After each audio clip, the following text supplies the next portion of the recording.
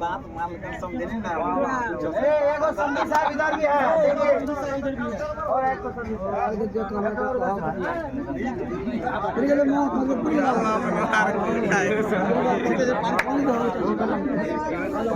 पल्लो से समझिए ना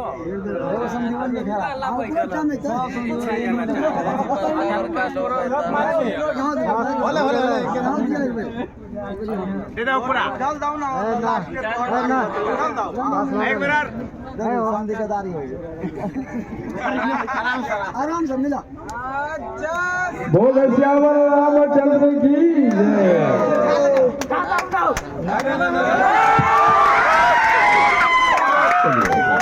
परमर बाबू आप आगे आइए।